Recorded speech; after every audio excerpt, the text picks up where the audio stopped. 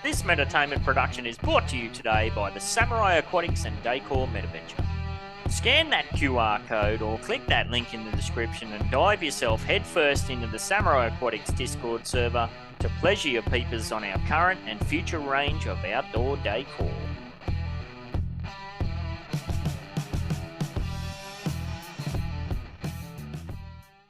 The Whine and Cheese show is a Metaverse and NFT discussion and interview series brought to you by Metaverse Ventures Entertainment and host BEN68 and Morecheese. Warning: the information and opinions within are solely the views of the individuals involved and contains content not suitable for anyone. G'day and thanks for listening to or watching the Whine and Cheese in the Metaverses show. I'm BEN68 here with my co-host Morecheese for episode 68, recording on Friday the 20th of January for Cheese, which is Saturday the 21st for me. Today we talked a bunch of Upland-ish as usual and articles. Well, who cares? We had Lisette from Upland on. She talked about her life, pre-metaverse, what she's looking forward to this year, and much more. Yes, episode 68. Vroom, vroom, beep, beep. Get yourselves ready to race into another super shitty episode of The worst show ever. Whine and Cheese. Time for Whine and Cheese. Whine and Cheese.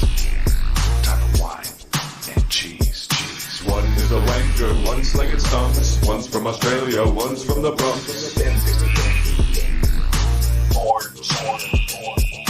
Talking about the Metaverse and NFTs. Interviewing all the real crypto G's.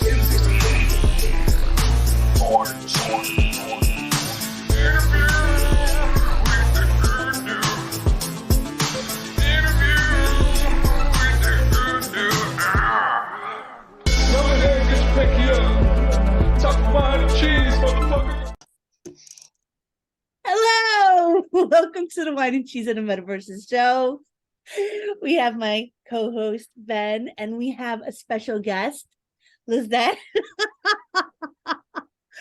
Thank you for coming onto our show, which is deemed the worst show ever. I say this because I don't like expectations, and it's fun. It keeps it fun, not so serious, but we do have a fan base, which is weird. I love it. Great. I'm a fan. Oh, yay. Yeah, we're funny, we're cool. It's laid back, you know. Well, everybody knows our format, you know. We're just gonna keep it like some Upland news. Should I get into that, Ben? Or No, I always go ahead of myself. Urgh. Episode 68. Who would have thunk we would have got to episode 68? And yes, if you didn't know, 68's a pretty special number to me. So I've got a giveaway for the sickos, but I don't know what to do. I don't know. Should I give away 68,000 UpX to one sicko, or should I give 6,800 UpX to 10 sickos? What do you reckon? Lisette, what do you reckon? What should I do? You know, I want to say spread the wealth, but 6,800. Wait, 68,000. Is that what you said? It sounds pretty amazing. Like that's life-changing for, a while anyway. And a short while, but that's pretty good. I love that. My recommendation would be 68,000. I second that. I like that. All right, sickos, you hit it, or you heard it here. So get your comments in the YouTube description. Anybody who comments in the YouTube description will put you on a wheel in the next UDU podcast. We'll spin the wheel, and one of you will walk away with 68,000 UpX.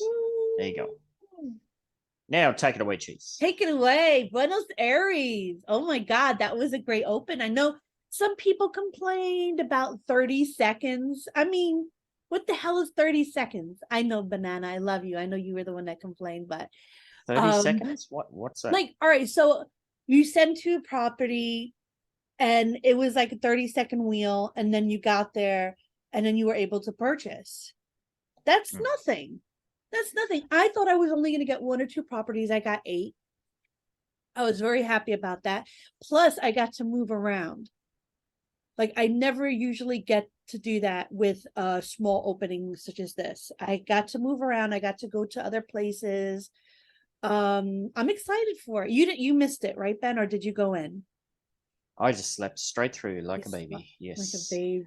I think some people get their nose out of joint because they get stuck in a bad loop. Like they'll go to send, And then once the spinning wheel of death finishes and they arrive, it's all gone. So then they try and jump somewhere else. And I actually watched, I think it was the Metaverse Billionaires and Mark Ferguson. They had some live stream recordings of them doing it. And it was pretty funny to watch those. Because I slept straight through the release, it was good to see the adrenaline and the shenanigans kick in. Like, yeah, one of them was just buying whatever they could. I'm like, holy crap, man. Are you even watching your balance? What are you doing? It was just full panic mode. And whereas I think it was Metaverse Billionaires he was kind of jumping and he spent some time looking around. Maybe I'll go over there. Oh, no, that's not going to work. And he went back to the spot his tail was on, but then it was just all gone. And actually, Maya, my wife, she was watching me watching the videos. And, I've been playing Upland. This is my 4th year now. And she kind of knows a little bit, but she'd never really seen what a city release looks like. And to just see the properties going boom, boom, boom, boom, disappear, and she kind of, I kind of see what why you get up and so early, and that whole adrenaline rush thing. Adrenaline, yes, yeah, that's awesome. Yeah, so I would love to take part in a city release. We are not allowed to. Obviously, we're not allowed to purchase properties in a new city until 1 week after collections have been announced. So we essentially will never be part of that part of Upland. I do think that I want to, and Banana mentioned, he's like, I wonder if like I can stream it and you can like watch it with me and see like just him, right? And see like kind of what he's going through, just so I can see what it is that everyone else is experiencing. Because I think it's a pretty crucial part, right? Yeah. To like the entire experience. Now I know some people get lucky and some people, I saw some people were like floating in the ocean, and I think that's just bad luck. That's me right? every time. That's just bad luck. Samurai which probably Aquatics. happened to me. You're not right? supposed to disembark though until JJ says the number 1. He does the countdown. Well, yeah, I heard some people that were like floating in the ocean. So I would love to see that. So if you guys are going to coordinate anything like that, I'm on board. I want to watch it. I want to see like firsthand. I've seen some streams. I don't know that I've ever seen any of them live, but I want. Yeah, you got to see Banana in his glory, because he's good. Like, I don't know how he does it, but he's able to move to every single spot he wants to go to, and and I remember it was him, me, and Uplando in a call, right? I forgot. It was LA. It was LA. And Uplando couldn't mint anything. He was so angry, and Banana's like, oh, I got this. Oh, I got this. Oh, I got this. And I'm like, what kind of voodoo are you using? But yeah, we'll set that up. Definitely, we could do that in the MVE. And we could do a streaming. We could have several people streaming if they wanted. Yeah. And Banana's definitely the man to watch, because he's got a plan. Yeah. And he seems to be able to execute his plans flawlessly. Yeah, I've seen like his guides and stuff. So I'm like, I wonder if obviously that has to dictate like where he moves around in the city, but I want to. Let's do it. I want to watch it. Yes, definitely. Yeah. Next city release will be in the MVE. We'll be streaming for you. You'll be hearing our cries and our curses. No cries, no curses. That's the fun part of it too. Lisette, I have to admit, I do like going into the cafe for opening just to hear some people cry. It's the dark part of me, and I can come into grips with it. And like, admitting is the first step, right? But Squall goes into the cafe during releases to kind of hear. It's different perspectives, right? So Dan and I will kind of sit in general and like new players in places like that to see what people are saying that is happening. And Squall will sit in the cafe, and like we've experienced that like general is a lot more like either new players or a little bit more random audience. Yeah. And in the cafe, it's always like the super, I don't want to say established players, but experienced players, right? Will go into the cafe and they're the ones that are talking. Yeah. So it's not that we value that more, but if the people in the cafe are saying like, oh my gosh, like this is lag, then that it's not just like a temporary thing or like an off chance. It's like, okay, like these people have been here for multiple releases. They know how it should be, how it should go. And if they're saying this is the worst ever, maybe we should look at things, right? So I don't know. You look at those different audiences and see, get as much information as we can from them. But I just want to be a part of it. Yeah, I know that. I wish like it's like it would have like CM Island or something that you guys can win and just like cutthroat each other. I would like that would be like each a other. great, yeah, like Lisette, like Squall be like Lisette, and I was right there. You took it from me. That would be it'd amazing. Be cool to make X1 cry like that, like you said in the cafe. Yes, you see, you understand. Yes. Oh my God. Oh, and we just got word that Spark Week is coming out Monday, January 23rd, 9 a.m. PT, which is what time for you, Ben? I have to just dig the knife in there. Or something. Yeah. Oh my God, look at Miles. Yes. No, this is good timing actually, because we've got our big outdoor decor sale tomorrow actually. Well, if you're watching and listening to this, it's today in a couple of hours. So yes. Yeah, so and the first sales wave that we're going to do there is for USD sales, and we're doing that precisely so that we can buy more Sparks so that we can fill out our large factory. So yes, we missed out on the December. There was no Spark sale in December, so it's good to see that back. Yes, last what was it, just so that they forgot, Lisette? Do you know? No Spark sale last month. I don't know if it was a they forgot situation. Obviously, I'm not like in part of like the decision process, of course, the decision-making process, but I think it was more of like there's so much going on with like all the FIFA stuff, and like everything was just so crazy that it was just, let's take a break. Like let's ease off a little bit especially at the end of the year because of the holidays and all of that. It's just didn't make sense, I think, in my opinion, my educated guess. Your educated guess. No, I like that. That's I like that, opinions or just like what you think it is. It's not going to be like for the viewers when I know like they want transparent, but then when they get it and it doesn't happen, people are so butthurt. So like I'd rather have I think it's this and it doesn't happen, rather than, oh, we don't know yet, I can't tell you, right? Exactly, you know what I'm saying. So the Spark sale registration ends on Tuesday, January 24th. Wow, that's one day. Now that's the part that butt hurts me, to use your phrase. Yeah, I've been whining about that for ages. Like basically I have to get up at 3 a.m. to see if it's worth getting up at 3 a.m. He makes this wine every time. Come on, people. Even like a 12-hour gap between. So yeah, we have seen the last couple of sales that it hasn't sold out immediately. So yeah, I'm hoping that I should be able to get a few there. What am I think I'm at 23 Sparks, so I need to get that to at least 25 to fill up the large factory. So hoping to get maybe one and a bit. We'll see how we go with our sales tomorrow. Yeah, he's what I strive to. I'm at 12.5, which is, I feel, still pretty good, but I really want to be at 20. Yeah, well, don't forget I got nearly 9 just for being an OG, basically. Like that's I got true. 7 from the early snapshot and 2 from being one of the first testers or something like that. So yeah. I got I think 2.5 or 2.7 for being a slight OG. Slight OG, I like that. Let's coin that term. A slight OG. Lowercase OG. The lowercase OG. Yes. Well, besides Spark, really fast Ultimate Fan Challenge starts today, which means it started yesterday because we recorded this on Friday and the show comes out on Saturday.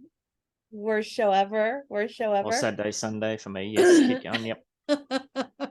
All you have to do is collect NFLPA mementos and essentials, boost your fan score in collections.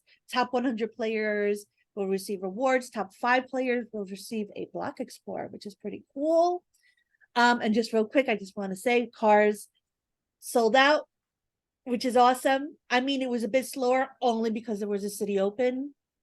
That was interesting. Like, again, it was one of those things where I woke up at 2 a.m. to see if it was worth getting up at 2 a.m. It wasn't. I think the closest I was in the sale was 17 hours or something.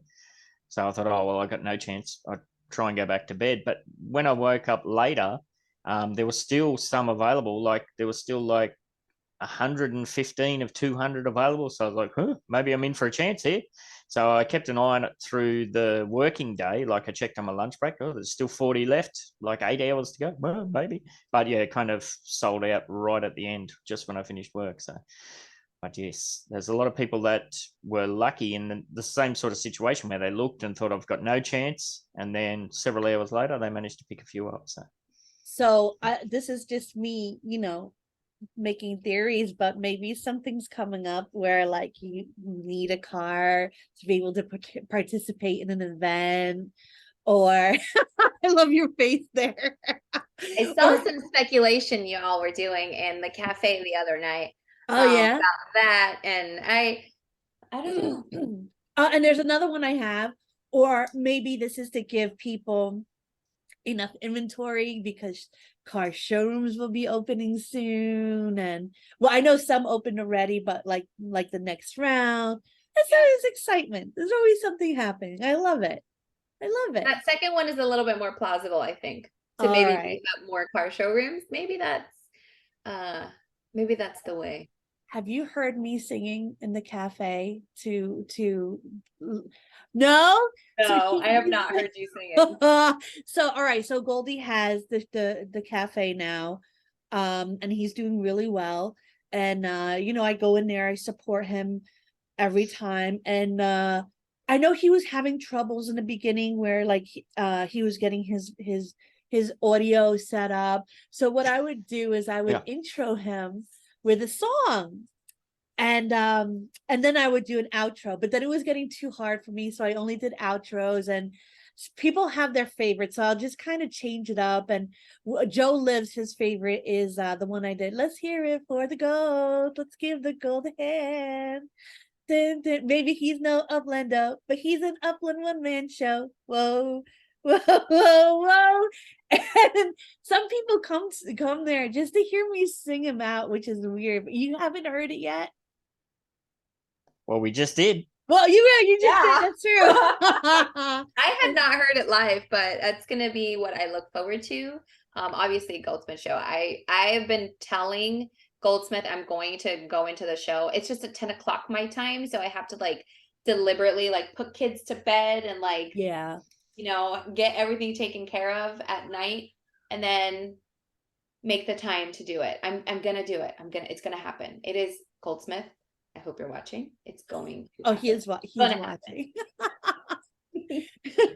Well, if you don't have anything to add, Ben, let's get into some articles.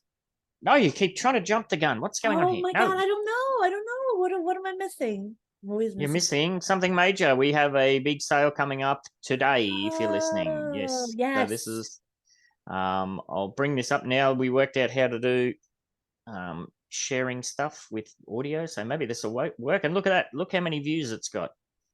Ooh, 68. That's spooky. Yes. So yeah, we've got a big sale coming up tomorrow. Our 10 uncommon items.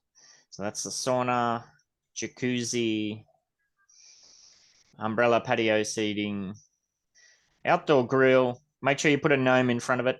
Yes. Seating with table, ice bathing station, garden swing, seating with fire pit. And that's the main feature, the dragon fountain. And there will be several samurai surfer statues as well. Not the monument yet, and not the Halloween sign yet. So we've got that. Like I said, the first wave. Hey, how do we get out of that now? Oh, we're going for a second round. Nice. Go away. Go away.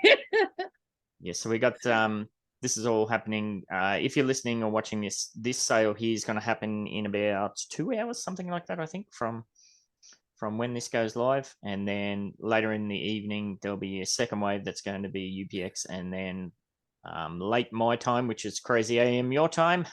I get some revenge. It will be our final sale. We're not expecting this to sell out. It's by far the largest user-generated content outdoor decor sale that's happened so far. It's over 200 items. It will be all up in the showroom. So you should have plenty of chances to get over to 30 Aqua Vista Way, Midtown Terrace, San Francisco, and gobble up some outdoor decor. And don't forget, if you are one of the first, what is it, Cheese? 200, is it? The first 200 people to collect the full 10-piece set. We're hoping to give away that monument that you saw in that video. We're hoping to give that away for free. I think there's 2 people have qualified so far. And I think that's Isero and Kevin Loto who managed to win his for free. Yes. I think there's a few people, like it might be Hawaiian Fish or something. There's a few people that are pretty close as well. So who've managed to pick up a few bits and pieces.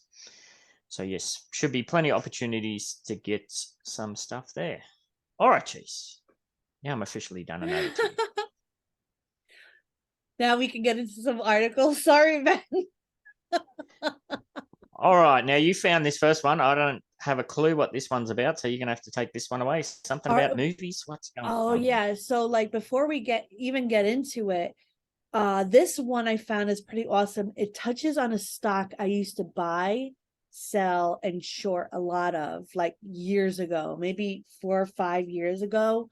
Now it's under a new owner. While it was in bankruptcy, a lady purchased it and is bringing it back to life. I believe that it didn't succeed before because HMNY, I believe, who owned it, Helios and Matheson, they didn't have enough money to keep it going. I think if they just had enough funding to keep it going, it would have totally went past all the negativity and whatnot and came up a winner. So she saw this as a thing and she bought it. And now the technology platform enhancing the exploration of film and movie going experience announced today that it has raised a seed financing led by Animoca Brands, with participation from Claritas Capital, Emerald Plus, wow, Gangels, a lot of them. So what is this? What is it?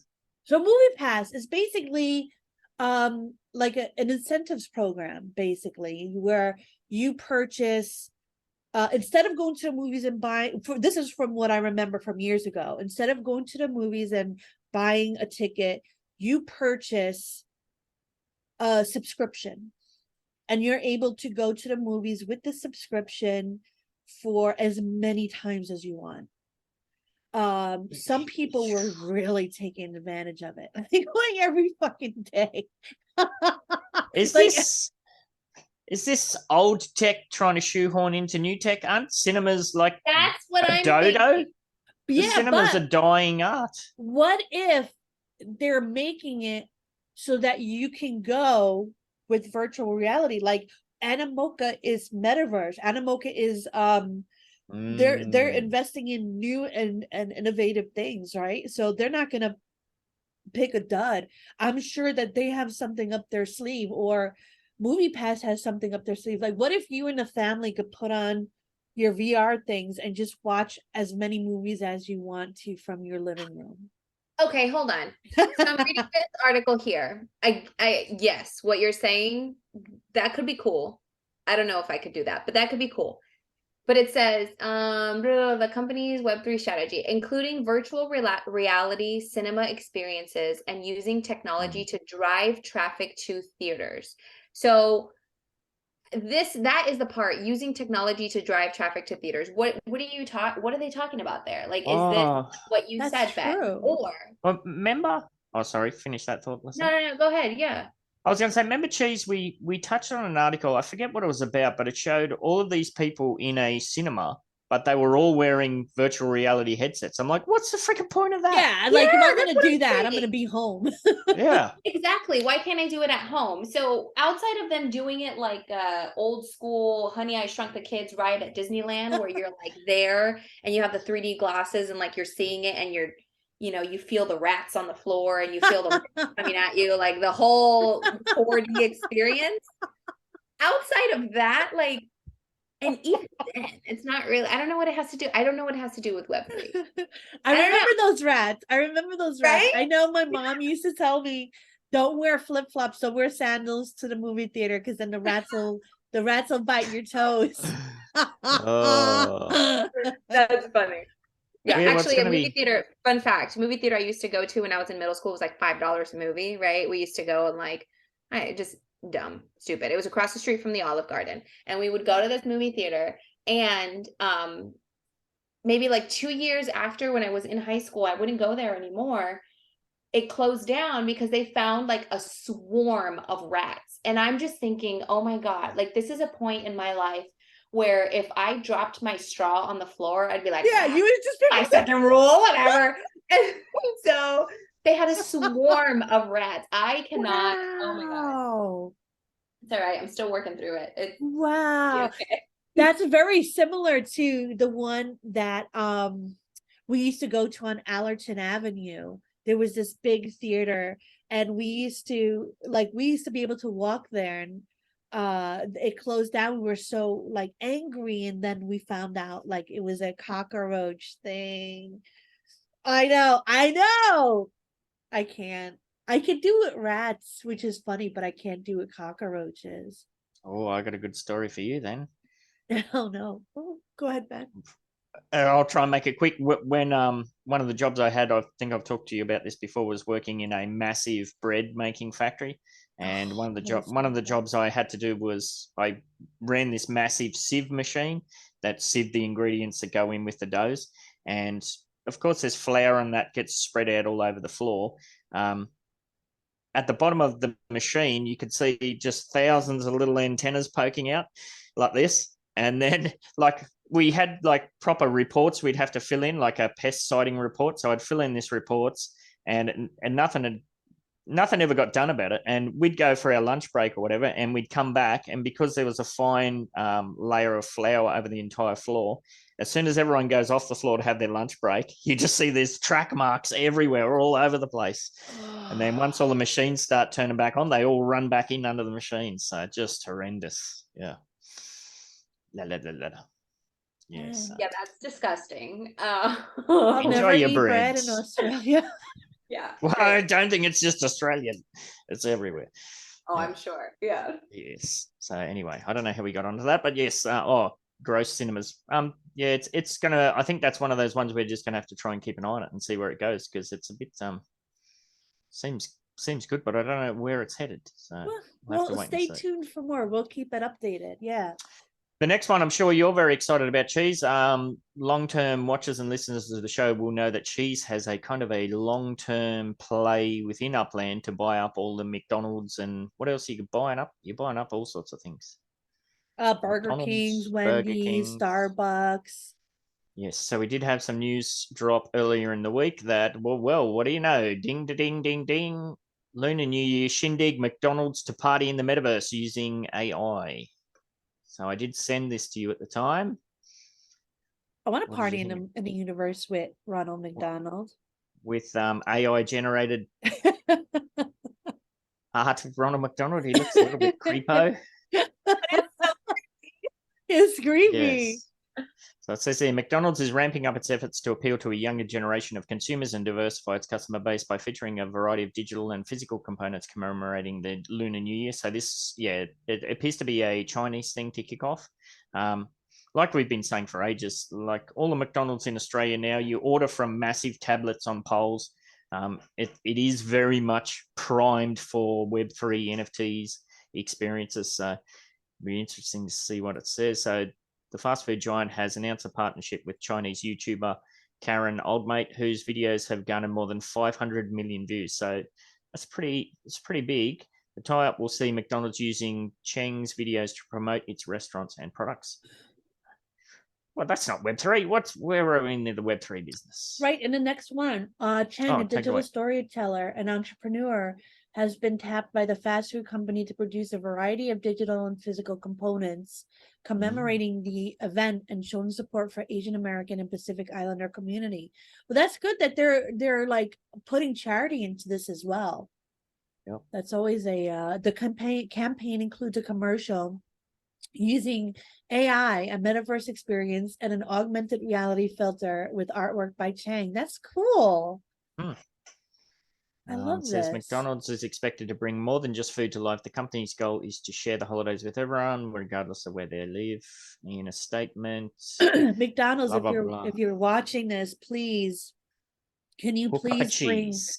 bring like a Impossible Burger? I want an Impossible Whopper. I mean, I want an Impossible Big Mac. I've been eating the Impossible Whoppers and they're delicious.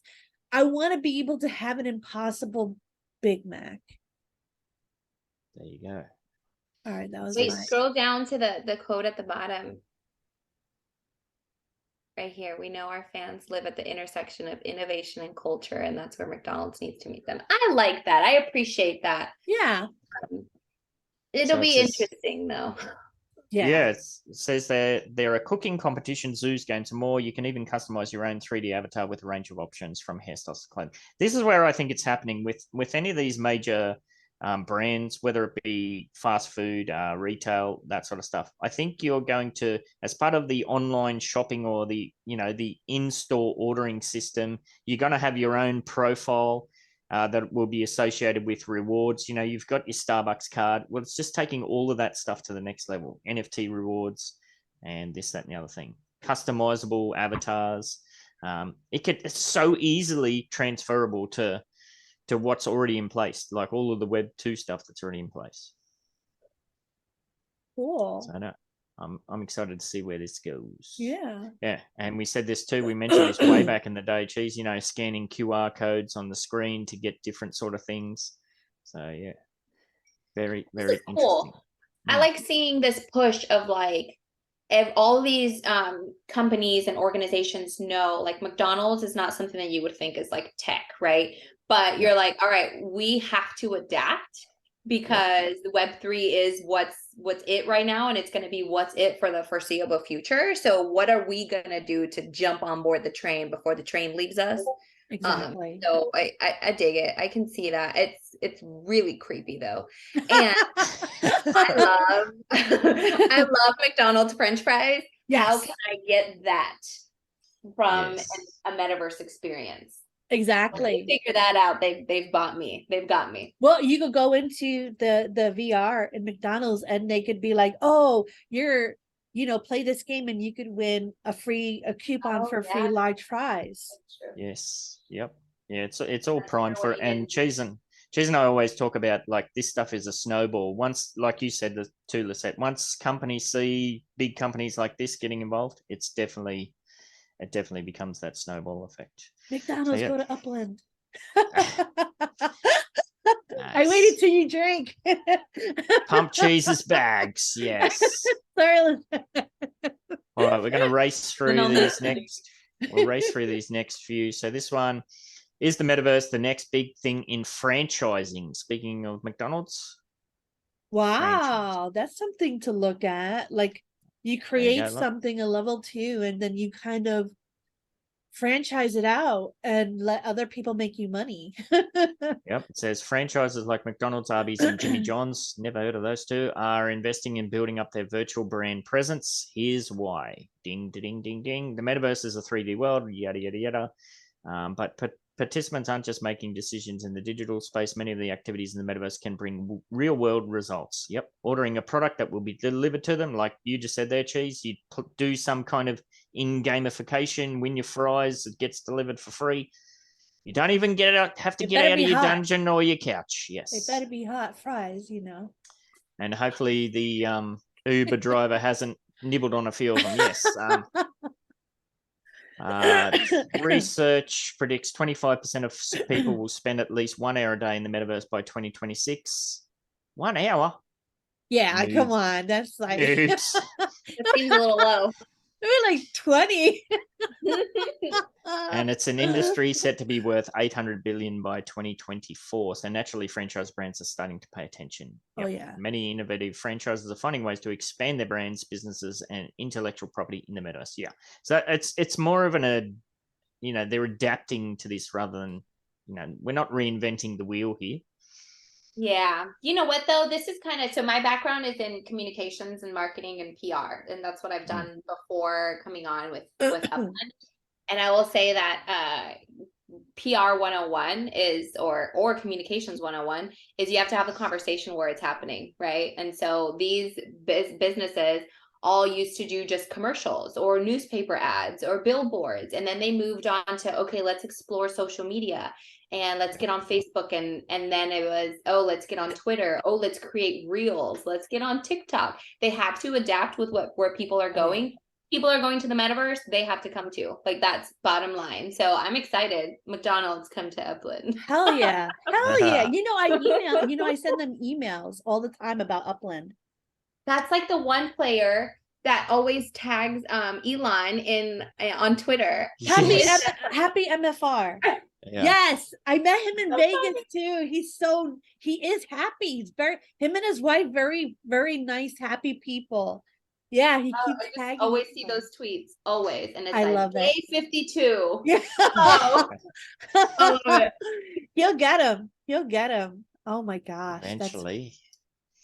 Yes, it says here that McDonald's has filed 10 trademark applications indicating it plans to offer a virtual restaurant featuring actual and virtual goods and operating a virtual restaurant featuring home delivery. Yeah, I mean, yes, makes sense to me.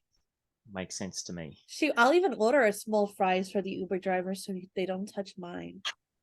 So this is saying that, like, you're in whether it's their virtual reality experience or whatever it is that they're going to do, and you can have a craving for McDonald's, so you can order it within their metaverse. Yeah.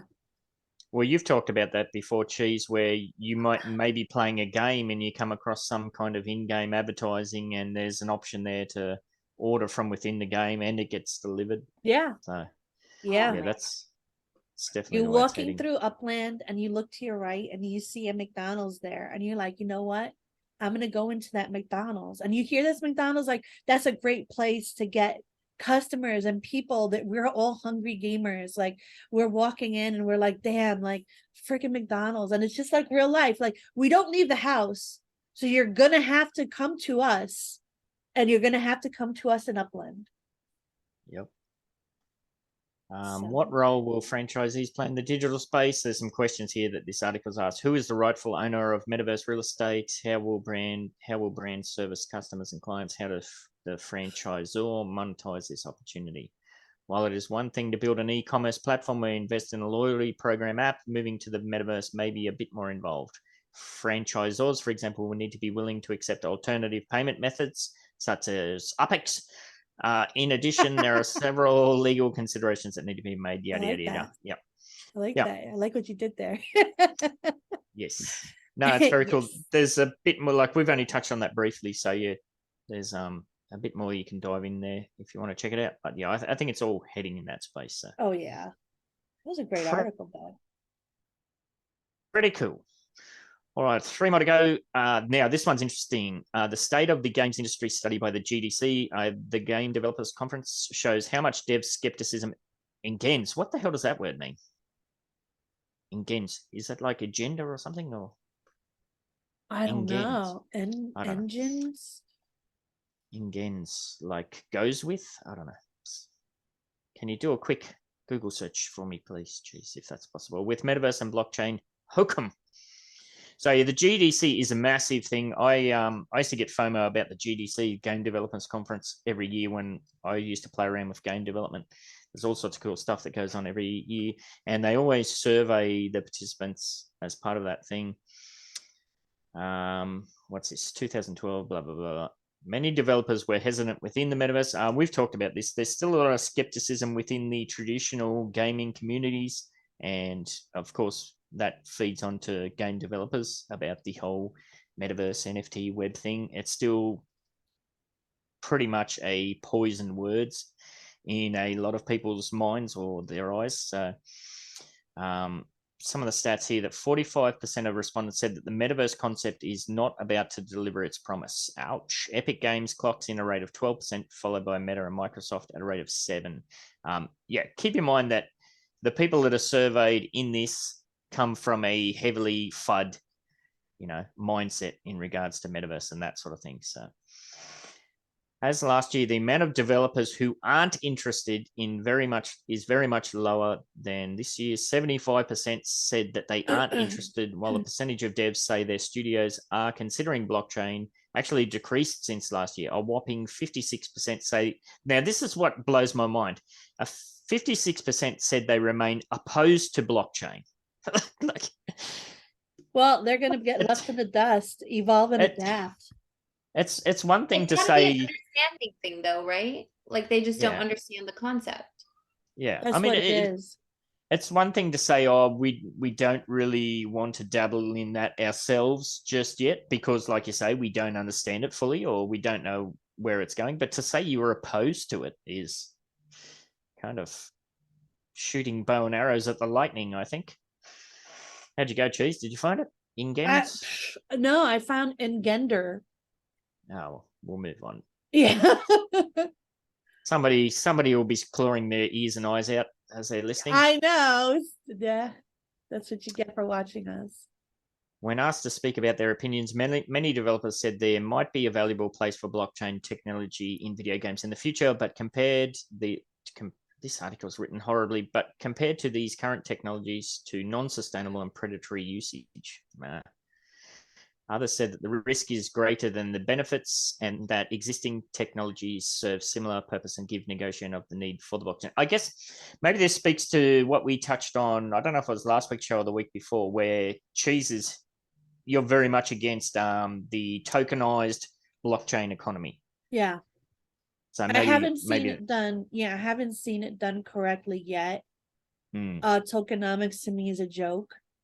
Yeah. That's why I love Upland. I love that it's not on the blockchain per se in regards to the monetary, like the UPX and whatnot.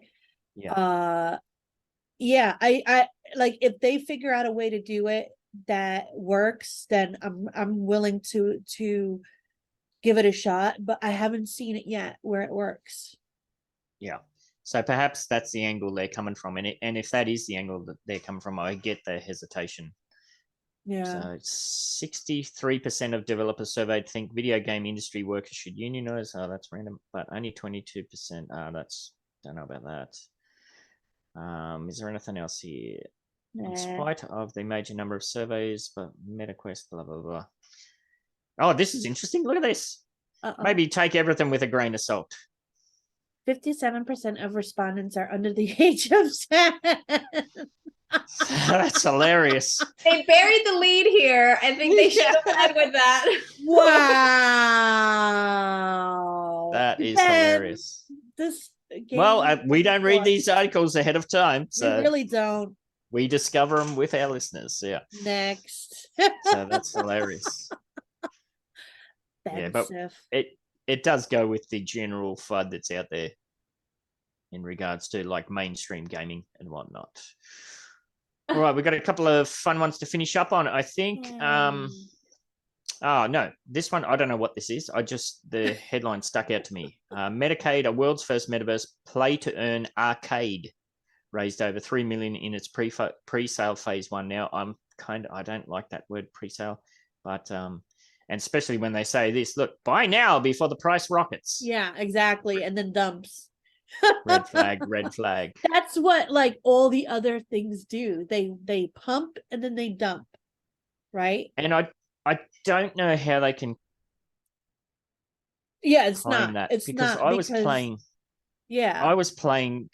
Oh, maybe they said metaverse, so maybe that's true. Because I was going to say I was playing blockchain arcade games for, Tron blockchain arcade games 2018 or something like that, way back. Yeah. So metaverse play to earn arcade. Now we know arcades have been mentioned in regards to Upland, and there's people like TML and Buck and Elijah all working on different things for outside Upland user experiences that are tied in. Be interesting to see. Yeah, this seems very pump and dumpy. Yes, Yeah. look, they lead with prices. Yeah. I'm interested in what that Woodstock is. I keep looking at it. Is it like a metaverse Woodstock? I'm going ahead again. I know I'm scrolling. Yes. Well, I'd just like to bring this back to Upland related then. Like, we can just touch on that, metaverses and arcades. I know that's something that's been talked about from way back in the first roadmaps, is more gamification within the app. It seems that Upland has kind of angled that towards layer 2 experiences. Yeah. What do you think? I don't know. When you one of the questions that Cheese had asked me before doing this was how I envisioned layer 2 coming and like earnings for property or for structures and stuff like that, right? And this is exactly what I see. Like, who's to say that someone couldn't, and mind you, I am not tech savvy in any way, but is there a way I have an apartment structure and I am going to bring, I'm going to turn it into a Dave & Buster's, and I'm going to have all kinds of different games. Obviously they're not physical games, but they could be like web-based game that you linked out to, and I pay you, the owner of the structure, to come and play, and then I go in and then I go play. And I'm even thinking of the jackpot is a block explorer, or the jackpot is an ornament or a legit something that you then win from the owner's kind of catalog, right? Yes. But you're paying to play these games, and sometimes you win and sometimes you lose. Or even like I remember the game at like Chuck E. Cheese where you put the quarters in and it like pushes all the quarters out and you see how many come out, right? But you're playing with up, and you like insert them and it like pushes them out, and sometimes you win upix and sometimes you win nothing. But in arcade of sorts, but it's Ben's arcade at his structure at X address, and then you go there you have to pay to play within Upland, I guess. Yeah, that could be a thing, but that sounds cool, right? That does sound cool. Yeah, it was something that was mentioned in the very early stages of Upland, was that kind of thing. And I think a lot of people were expecting Upland to facilitate all that, where it seems very much the case now, where it's like you build that yourself, and we won't facilitate the mechanics, we'll facilitate the portal to make that that happen. So that's the kind of the difference. Because I know, like, as a hobby game developer, I've got dozens of little kind of rage quitty games that I made that I'd love to be able to port in somehow via HTML5 or something like that, where you pay your 5 UPX or whatever to play. And I like those kind of, damn it, I died, try again games. So yeah, to be very low price. Freaking harsh. His games are harsh. Pooping something that would drive people though, right? Like people would go play and they'd lose their money, and we'd have to have like, I don't know, Gamblers Anonymous links like within disclaimers so people can get help. But yeah, I think. Well, I'm actually working on something. I've been working on it for the last few months. And I'm wanting to make my NFTs have some kind of utility, and I want to link it to Upland, and I want to like kind of like have an adventure, and people like, it's going to be really hard, but if you make it to the end, like there's a big prize at the end, and it could be a property or UPX or wax or NFTs and this and that. But yeah, I'm gonna need to like beat up Ben for some of his time. He's been so busy lately, but it's slow going because I'm working on it on my own at the moment. But I can't wait to kind of introduce that. Maybe like in the summer, I want to do like seasons. So we'll see how that goes. Time is the most limited currency of all, unfortunately. Yes. All right, we got this last one to touch on. Woodstock. Yes, now I did find this. Now this kind of interests me a lot. Woodstock to launch in the metaverse. Yes. Yeah. Yes. I recently watched the Netflix documentary about the whole Woodstock 93 or whenever it was, that whole experience. I'm very surprised to see Woodstock after that, the drama that associated there. But I guess if they go virtual, they can't have the same problems. So maybe there's a lot of positives to take away from it. And we have talked about, kind of band experiences in the metaverse. Like, think of, like, if you're a fan of a band, you can't go to every show all across the country or all across the world if they do a world tour, but you can in the metaverse. So perhaps that's where this is headed. I don't know. That. What do you think, Cheese? I would love to do this because I can't see myself in that crowd. Like I used to be that person. I'm not that person anymore. I need my personal space, I would wear like probably a jacket with all spikes on me so people wouldn't get close to me. I would have like a little circle around me.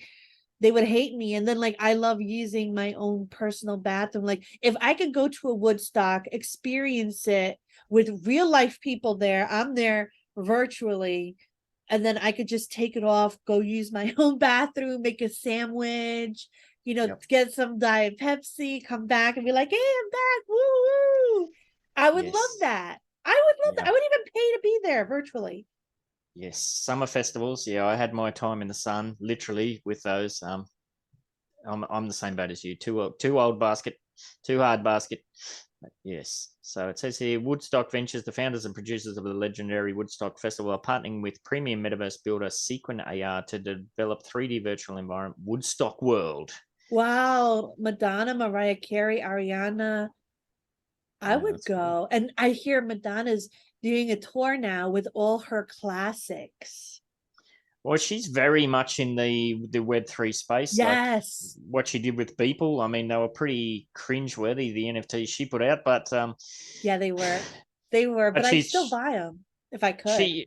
Say what you want about old Mads, she is always at the leading edge of things. She is. I don't know. She'd have to be in her late 60s, 70s now, wouldn't she? She looks good. I was telling Ben, I love it when celebrities get work done because I hate watching people you used to like know and love get old. Like I don't care if I get old, I just don't want them to get old. I feel like if you're a celebrity, you should have to get plastic surgery or like dye your hair. You should stay the same. Yes. But it's not the same. It's like same but badly different. Sometimes it's greatly same different. but not. Yeah. Like Cher looks great. Like I love that she looks great for me. Like thank you, Cher, for doing that for me. Oh, nice. Is it an existential thing? Do you think that as you watch them get older, you yourself feel older? Yes. Like, yes, 100%. Absolutely. It says here that they're going to be using Unreal Engine 5. That's crazy. Like if you don't know what Unreal Engine 5 is and the capability of it, go and do some YouTubing about that because Cyberpunk. The stuff they're putting out's ridiculous. Yeah. So that's interesting. Definitely going to check that one out for sure. Yeah. All right, Chase, done with the spillage. We haven't had a guest for a few episodes now, so we might be a bit rusty again. All right, we always started out really cringy by saying, "Pour us a hot cup of Lisette." Tell us.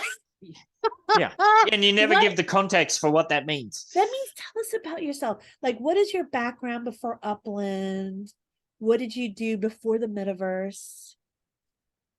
Yeah, so I hot cup of me. I was in the military. I was in the Marine Corps and I did communications in the Marine Corps. And then I actually was a math major in college and I was going to be a math teacher. And then I was like, ooh, I really don't want to do this. And so I almost became a math teacher. High five. Yeah, I love it. But I joined the Marine Corps, I did communications, and then I just stuck with it because I was like, this is fun. I like this. And so I've been doing that kind of ever since. And I randomly found, we lived in Germany because my husband was in the military. So we lived in Germany and we were moving from Germany back to the States. And I'm like, okay, I'm leaving my job in Germany. So now I have to get a new job. And I randomly applied to this job as a community manager for some weird app. And here I am. Hey, and I'm glad you did. How that happened. Yeah. Like I said, you're my favorite. Thank you. I have zero knowledge of anything like tech related, right? Like my background is definitely not in anything like this. I had worked for a company in the past that did services for government, and so they created apps and websites and stuff for government. So I had to kind of understand these things a little bit, but obviously not as in depth as it is here. That's cool. But I I think like you know that. it's been fun so far. Yeah, and like what kind of keeps you motivated? Like it's something brand new you haven't done before. Like what keeps you kind of like what piqued your interest to make you stay? Yeah, so I think I was initially really interested in like coming to Upland because I think I offer like that different perspective, right? My gaming knowledge extends as far as like Super Mario Brothers and Legend of Zelda. Like that's as far as it goes for me. Zelda. So I Nice. think that like doing with the little background that I had in this space and even gaming in general, it was like I can offer a different perspective. We always in the communications world, we always talk about like you have to communicate to the layman, right? Like the person that doesn't understand. And I think That's a good like point. if I don't understand it, then you can't put this out to everyone else, right? Because you have to communicate to your lowest common denominator. And that's kind of what we've been working toward ever since I started, to be honest with you. And I hope that it's gotten better, but I think I offered that outsider perspective to all of this. But in terms of what keeps me motivated, honestly, it's like seeing everything that people are doing. Like I just looking at your 10-piece collection for outdoor decor and the fact that y'all created these things. Just the other day, I spent some time in the Real Node LA's theater to watch one of the roundtables. And I like just explored a little bit what's going on in there, and I'm like like this stuff is bananas. Like it blows my mind that people are coming up with these things. And I know that some of them are basic things, but this is not my thing, right? So it blows my mind. I love it. I love seeing it all the time and learning more about it through the community. So I think that's what excites me the most. Nice. Well, it kind of brings me back to what I said at the start of the show, where I've been playing Upland for over 3 full years now. And like my wife has only just got her head around what has been actually doing, getting up at all crazy hours of the night and this sort of stuff. You said that you need to speak to the lowest common denominator and that sort of thing. How do you explain what you do to your husband or your wider circle of friends? Like if you met somebody in the street and they ask, what do you do? Yeah. So what's your elevator pitch? Yeah. So I tell people, sorry, I'm like going all over the place. We went to an event in Dallas and we were at the state fair, the State Fair of Texas or whatever their official name is. And we were describing Upland to different people that were just walking around the state fair. So not necessarily the space, right? It's not like we were at like NFT NYC or things like that, right? So we all had a different way of saying it. And every time you say it, it's different. But I would initially start with, hey, Monopoly. This is Monopoly, but you've heard the word metaverse. This is Monopoly in the metaverse.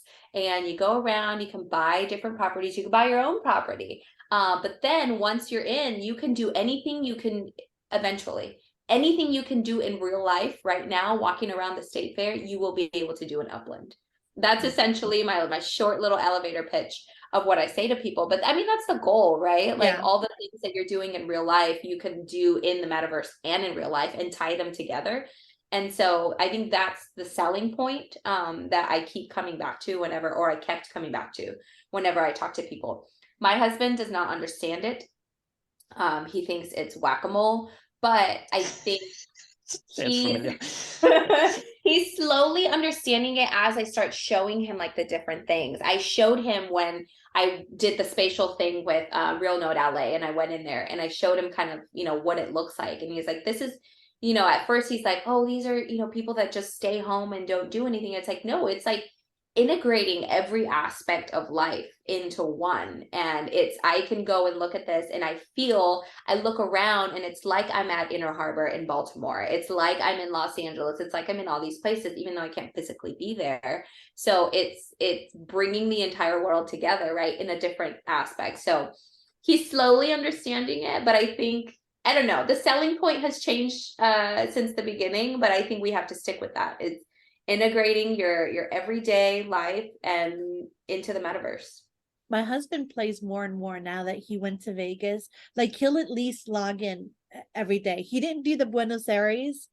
Mm-hmm. He was like, I'll do the next one. I'm like, it doesn't work like that, but whatever.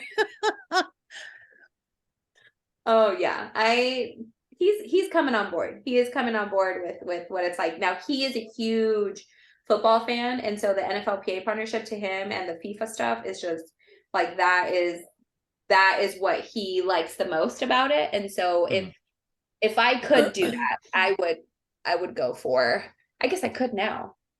Yeah. So it's oh, sorry. No, go ahead. I was just going to say that it's definitely has evolved. Like when I started, it was very much monopoly on the blockchain. In fact, that was the hook that got me in the podcast that I listened to that talked about it, was exactly that fact.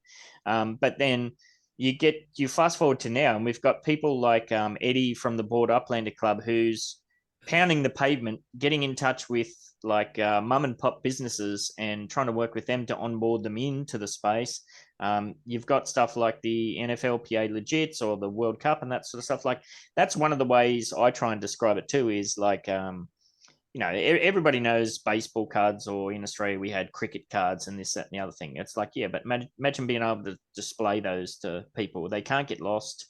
I suppose they can technically get stolen, but yeah, there's that whole aspect as well. And now with MetaVentures and the business side of things, it's what I'm doing now is not what I did when I first started. Like when I first started, San Francisco was a ghost town. We would spend days, weeks scrolling the map manually to find a property that was, 100 UPEX cheaper than the other one. Collections were left for months. You had half a year almost to fill out some of these collections, and we'd hum and ha, should I get it? Shouldn't I get it? That's all gone. It's get what you can get now, or forever hold your peace sort of thing. So yeah, it's definitely a rapidly evolving space. I know that has got a lot of the OGs, if you want to call it. It's kind of put them offside a bit, but it's the entire ecosystem, not just Upland. The whole space is evolving because I don't think anybody really knows where this is fully headed yet. But you got to be up and on your feet, and that's why I always say to people, even with what we do with the UDU, technically we don't know where this is headed or what we're doing. We're just playing the game with the rules and the information we have at hand right now. That's all you can really do. Well, I would like to see it become the like what they said on Twitter, become the platform for level 2 to grow on. Like I would love to see, like I like that the little people are getting a chance to kind of build that level 2 before all the companies come in and kind of try to take over, and how we have such a great community and we're all working together to kind of raise each other up. But I would love to see Upland as the map for like level 2 to just grow up from, like the Chia Pet. It's a Chia Pet.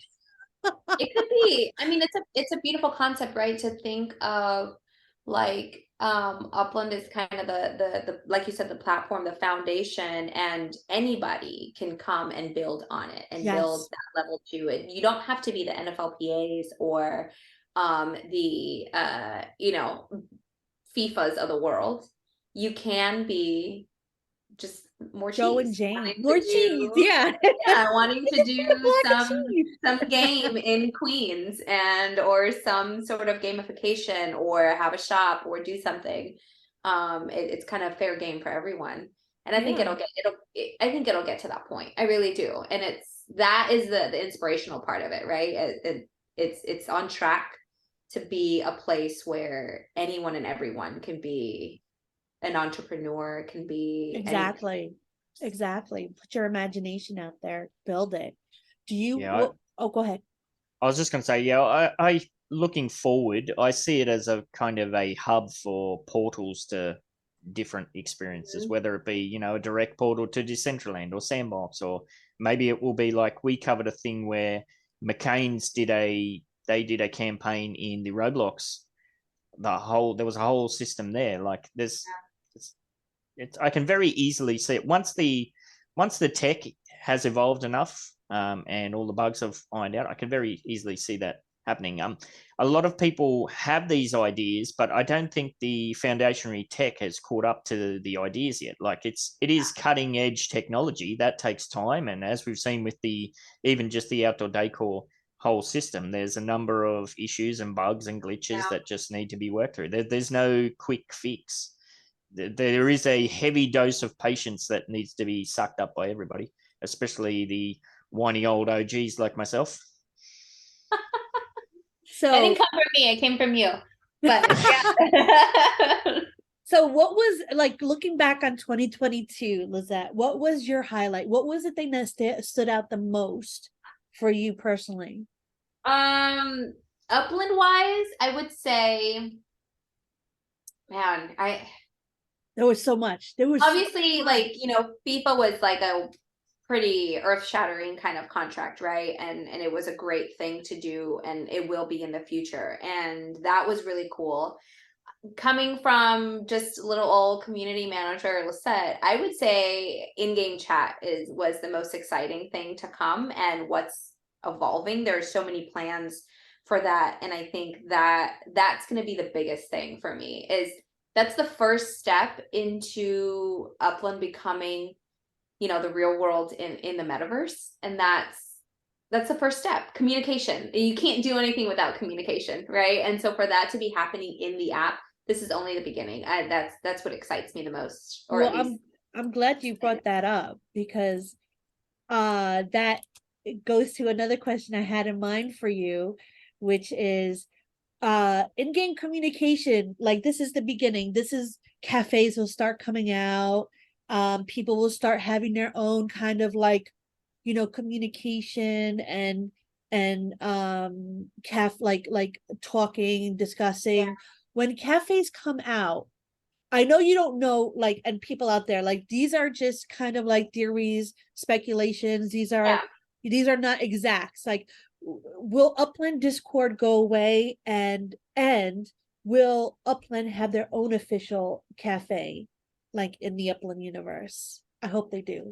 Yeah, so I'll hit the second one first. I will say I really hope so. I really hope that we have our own official cafe in there, in a space to kind of chat, and us being able to be involved in the community, I think is my favorite part of Discord and of what we do in general.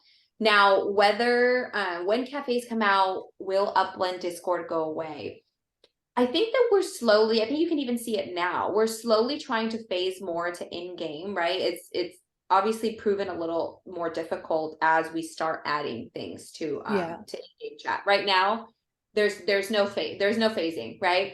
But eventually we'll start phasing over to in-game chat a lot more. We're trying to conduct more like DMs in-game. Even Cafe Morgado was talking in general about how, if people are not receiving their support email, can we DM them in game? Heck yeah, like that's a great idea. If we need to reach someone and we can't, and it's super important, maybe that's an avenue, right? And we've kind of opened up that avenue now. So I think the Discord, I don't know if it'll go away completely, to be honest with you, but I definitely think there'll be a phase out. And I think that the goal is to create that community that lives in Discord in app.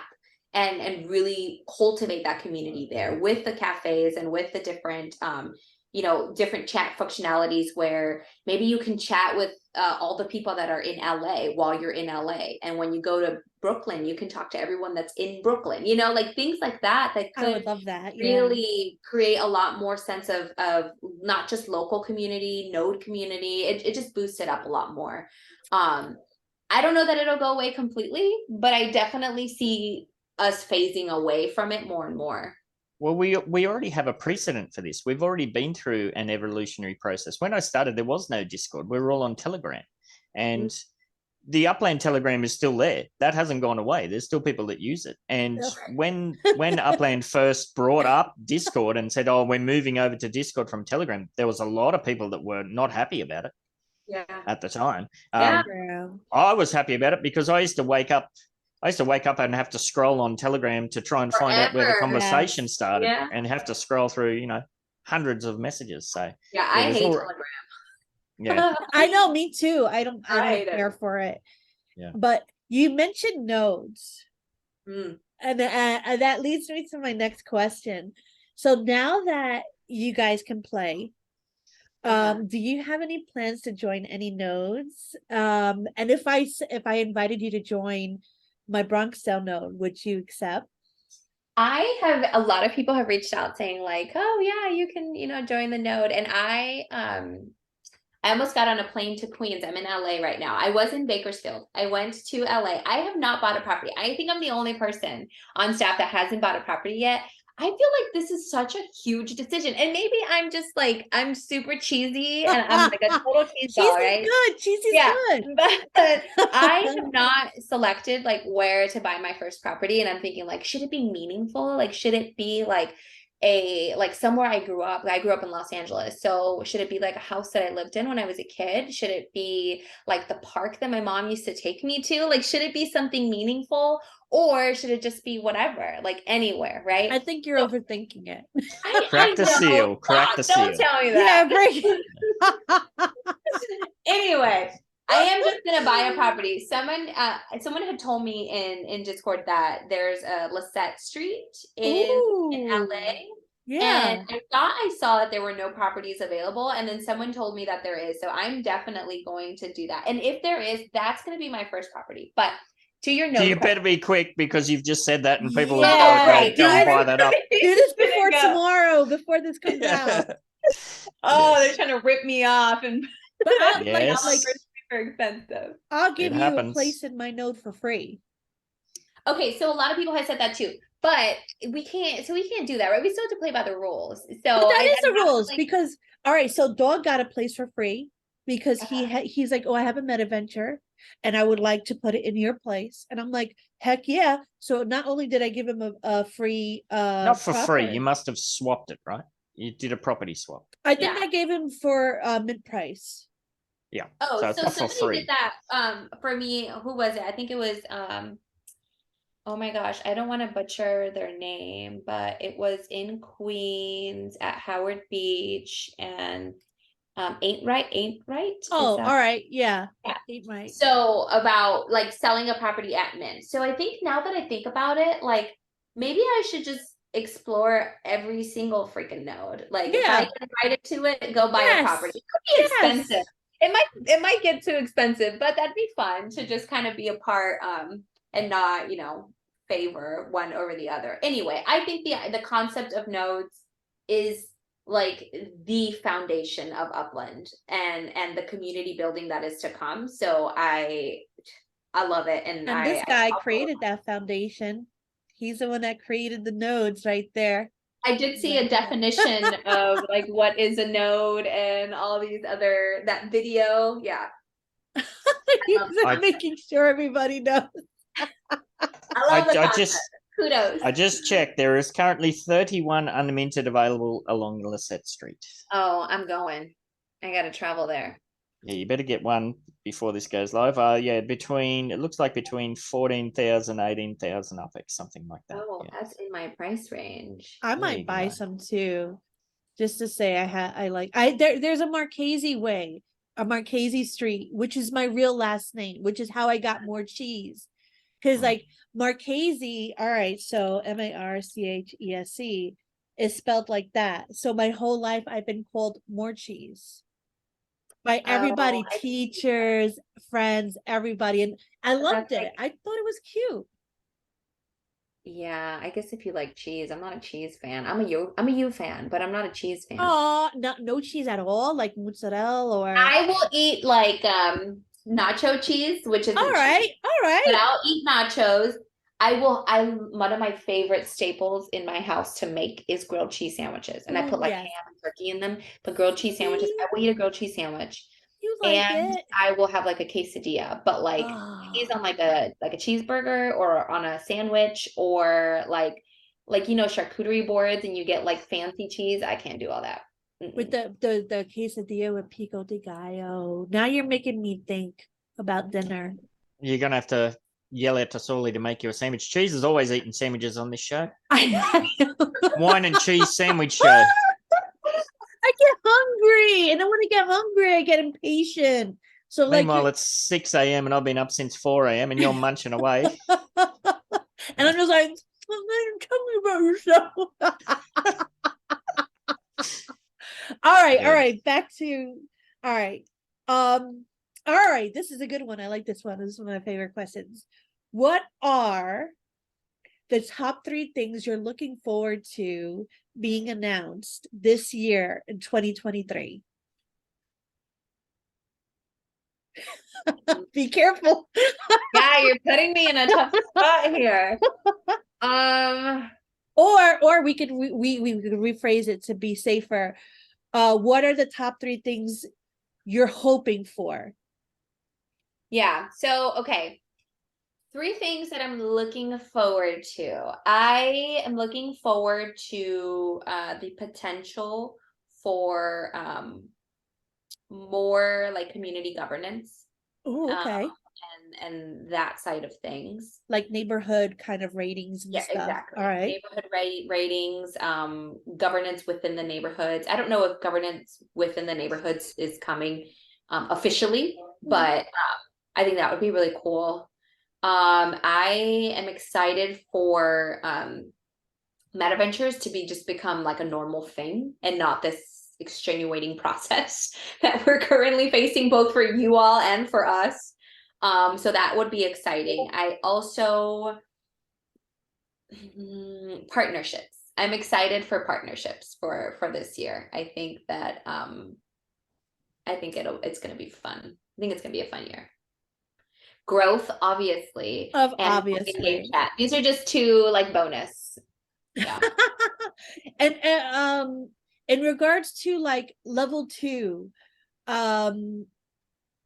well, this is a 2-parter. I'll like, you see some of the level 2 coming out already with TML, SA, I think, what is the X thing, and other small projects coming to fruition created outside. Like, how do you answered this before, so it's like a comeback. How do you personally see utility in the form of level 2 being created outside to produce income for like building structures? I know TML, I have to start catching up on his stuff, but he's trying to make it so that you get kind of like a sort of kind of rent by putting those structures on your properties. But I like, how do you see it? Because I know how I see it, but I want to see what your ideas are. Yeah, so I see, honestly, the gamification part, I think, is probably going to be the easiest component to work in. Like I said earlier, like a Dave & Buster's, like within your structure. Like, I think that is, I don't know, like, I'm not a tech person, so I don't know if it is going to be easy, but I think that that's like the first thing that I would say would provide utility and would give you some revenue, right, from having a structure or incentivizing having a structure. I could definitely see, I always thought that it was like, okay, so you have all these places in around Upland, these properties, and then I am somebody that doesn't have a lot of properties in New York, but I want to go there for treasure hunting, for an event, for a competition that's only happening in New York. Cheese, you have a lot of properties there. I'm gonna rent your property and I will pay you a certain amount so that I can stay in your property and be in New York for the event that's happening. Upland sponsored event that's happening only in New York. Right? I like that. I like so that is kind of how I see it too. Like without adding the like, and maybe this isn't layer 2, but being able to rent your property so I can use it for the day or for the weekend for the challenge that's happening. And then obviously that would be led by Upland, right? Because Upland is hosting this challenge in New York and you have to be there, get there by any means. But you have to be living somewhere. You have to be somewhere. So I would rent the property from Morecheese so that I can be there. I don't know if I'm like oversimplifying it. No, that sounds really that good. makes sense in my head, right? And I think that would be super cool. I thought so too, because go ahead, Ben. I was going to say, sounds good to me. I think I've got almost 400 buildings. So there you go. See, and that's 400 people that would be renting a space from you, right? Yeah. Well, potentially way more, because like townhouses have multiple slots. You're right. That's a good point. So I'd be renting a room from you, and to be able to be there or whatever. But I think it would also have to be incentivized for the person that owns it, right? So it's like, obviously you get paid, but why are people going there? They're not just going to go just because I want to take a trip to New York.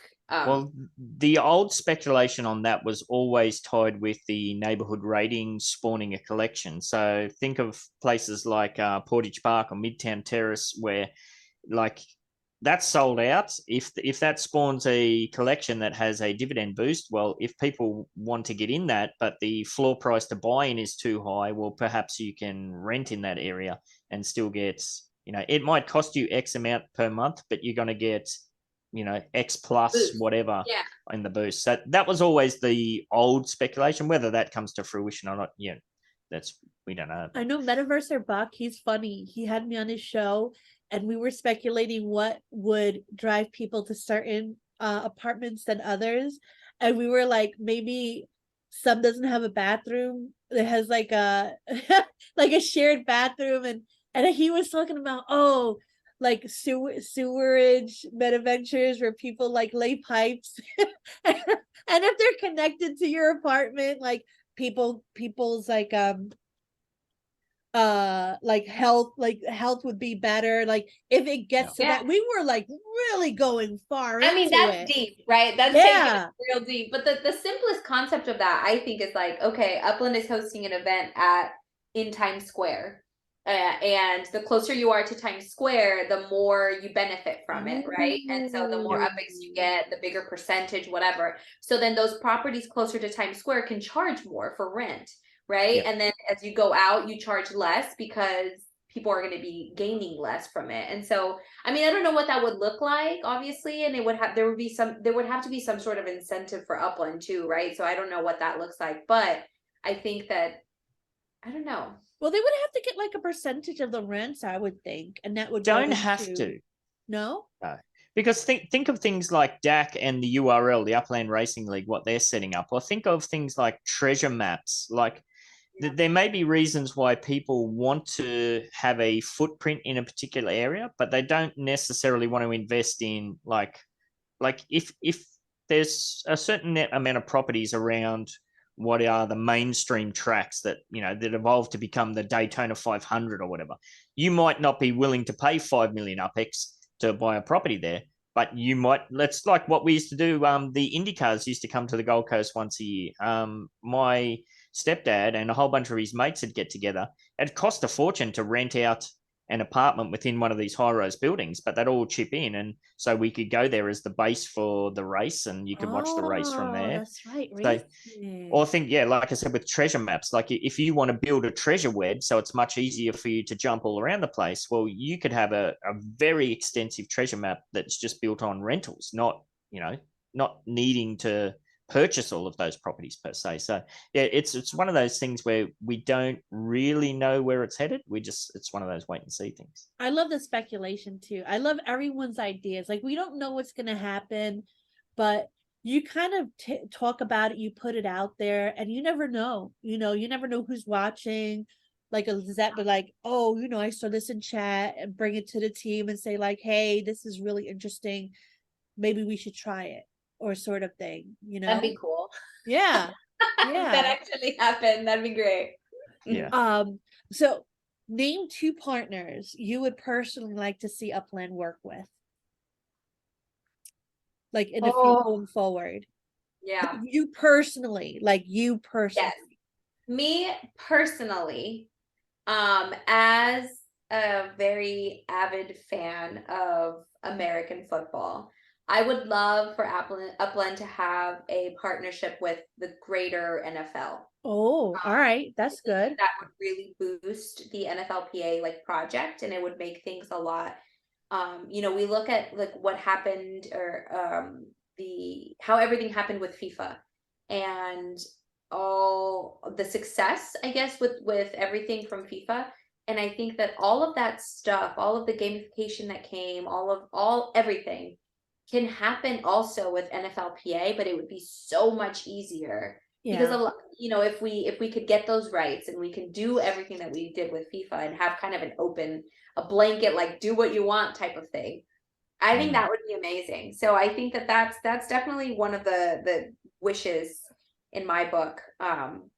If we could do something greater with NFL to really do justice to the NFLPA project, and be able to expand that a lot, that would be one.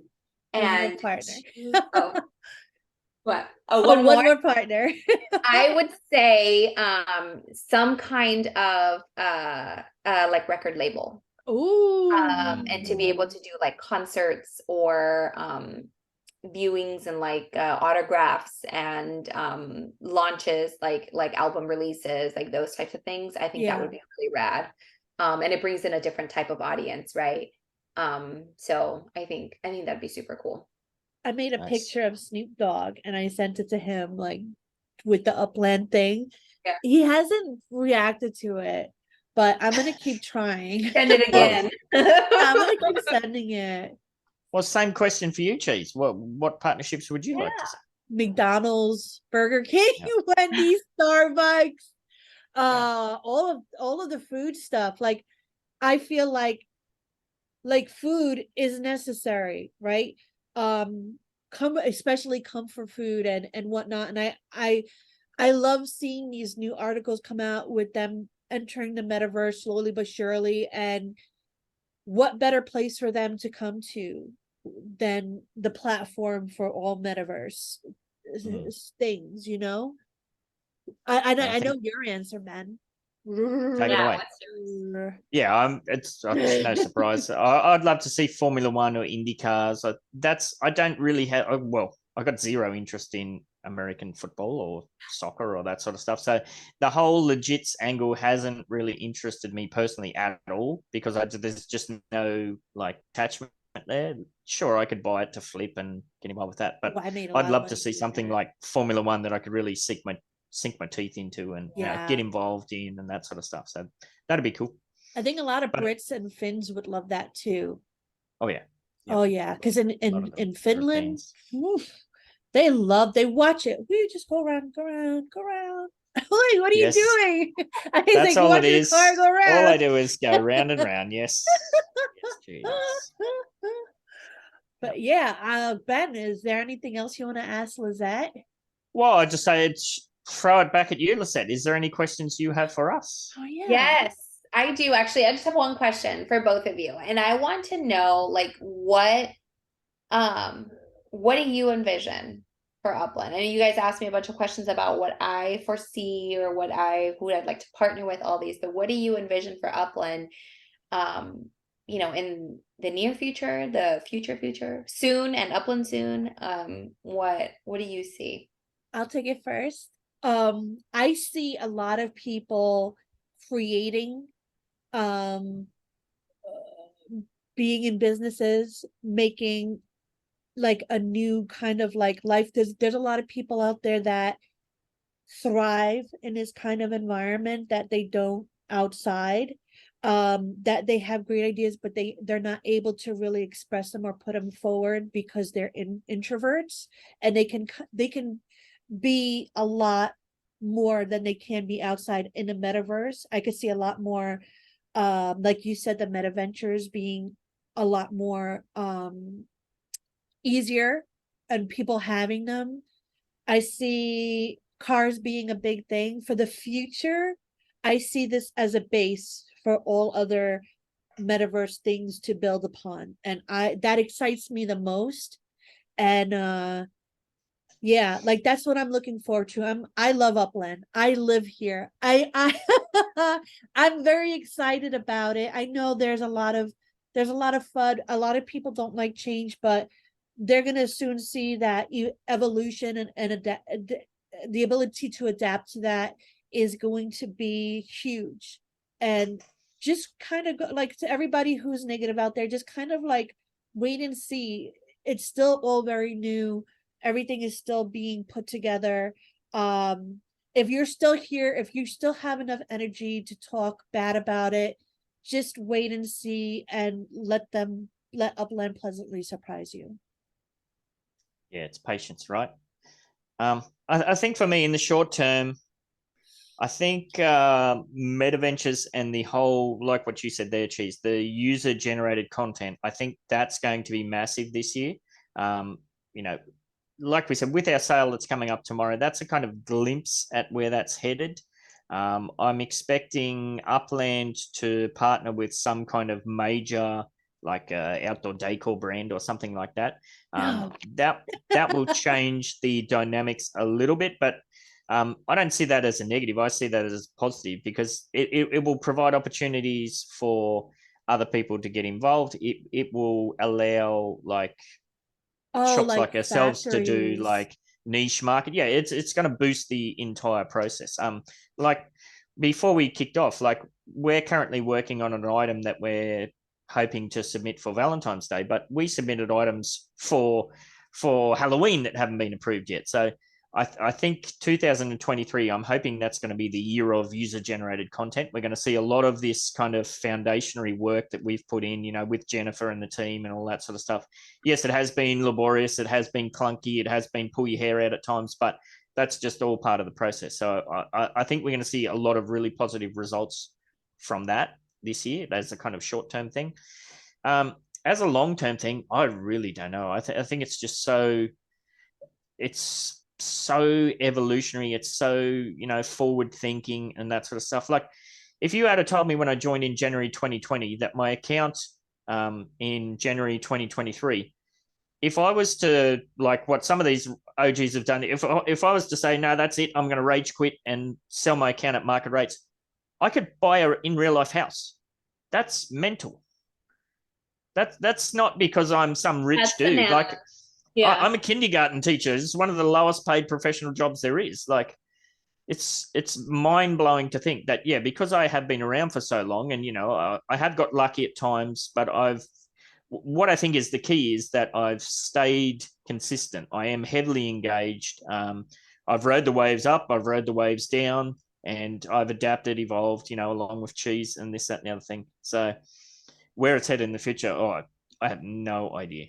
I would love to be able to say to my wife, you know, you've been telling me show you the money. Well, here's the money. Here's the house paid off. And I haven't completely destroyed my Upland account as well, because that's, you know, I came into Upland as purely an entertainment platform. I still consider it, for me personally, it's purely an entertainment platform. I don't do anything based on, you know, I'm going to be rich or anything like that. This is my hobby. This is kind of what I do to wind down. Well, it's helping you pay for your fund. It is at the moment. Yeah, it is going to help out some, which reminds me, I just thought too, Cheese, before I forget, I need to cash that out before we do this sales tomorrow. Otherwise, that's going to blend, because, well, that's one of the things that I'd love to see. I'd love to be able to see that Tilia withdrawal feature, because you have to withdraw the whole lot now at the moment, right? You can't specify, like if I've got $1,000. Oh, that would be good. Yeah. Because I always like to keep a cash balance in case I seek some good deals and buy it. I wonder if that's, and now again, I don't know, I'm not at the decision-making table, but I wonder if that's like a goal, right? To be able, I don't know what kind of payment processing options are out there, or if that's something that we can do in-house. Yeah, I think it's probably a Tilia kind of, it's probably on their side more than Upland's, I would imagine. Yeah, I'm pretty sure. But I wonder, I mean, I don't know if Tilia kind of has a monopoly on this, right? So we might have to use, and not to like, I don't know, speak bad about Tilia, but I wonder if that's something that can be done in-house or if it's something that has to be done through. Yeah. Because that way people will keep, more fired in, and then they could keep it in the Upland by oh, look at that property there. I'll use the rest of my fiat there. I'll just take out, a percentage. Right. Yeah, but don't quote me on that. But I believe that's still the case. Yeah, I think I've heard that as well. Obviously, I've never tried to because I can't do that. So I've never tried to do it. But that's what I've heard from people. Yeah, well, this will only be the second time that I've ever withdrawn any funds as well. Well, actually, you wouldn't know, Lisette, but I won a position in the first iteration of the Fiat Out Better, and I gave it away as part of a giveaway. It was like, I don't want to touch that with a bar of soap. So I was very much tax shy. So, but this will only be the second time that I've withdrawn funds, and that's going to be all spending money for our trip to Japan that's coming up. We're going back to Japan for a month. So. That's so good for you guys. Be able to show the wife, here you go, here's some money. Right. Yeah, exactly. Japan? Great. Let me play Upland. We're just gonna have to figure out how we do this while he's in there. Oh, I know. Oh, we'll work it out. Yeah. You have to have like a nice backdrop of the city. Oh, I'm jealous. Japan is awesome. Well, we don't live in the city. Our family's out in the rice fields. So. Oh, a nice view of Where rice in Japan? fields. It's kind of inland from Nagoya. Nagoya is like the third or fourth largest city. It's kind of halfway between Tokyo and Osaka, so it's close enough to the madness without being in the madness. It's nice. Right. Yeah. I like that. Yeah, Japan's awesome. I've only had great experiences, although the food kind of gets me. I'm not big, like, I don't know. It was hard for me. Oh, I'm the opposite. I'm trying to lose some more weight at the moment because I'm going to pile it on. Yeah, and good goal to have. My sisters are like, but it's healthy. I'm like, it doesn't matter if it's healthy. When you eat shitloads of it, you're still going to put on weight. Right. Yeah. When you gorge yourself, it's not as healthy as you think it is. Yeah. Yes. All right. Oh, one more thing I'm looking forward to: indoor decor. Now, then probably you're not aware of that too. Originally, our business was called Samurai Aquatics. But then we changed it to Samurai Aquatics and Decor because one of the original iterations of the idea was, we've got the outdoor decor, but we would also like to in future to do indoor decor. So if you're going to have an in-home aquarium or something like that, or, aquarium displays, that kind of might be a bit tricky with the life token or whatever that you need to use to mint living things. But and that's another whole aspect we didn't even touch on really is how awesome that's going to be. And we've had that before, like maybe it was Mesme. We talked to Mesme and we're talking about things like nurseries where, so you're going to buy a potted plant. Well, the pots need spark to make because that's an inanimate object, but the plant needs life tokens. So we're going to have dual purpose factories. Are we going to be making puppies in factories? That's a bit cringe. How's that going to work? It's puppy mills. But not just the plant. So the seed is going to need the life token, but then you need the soil and the water and there's just all these components. So is there separate factories? Is there a factory that can do it all? That's when it's going to get, I mean, I don't know if that's going to be this year, right? But that's where it's going to get tricky.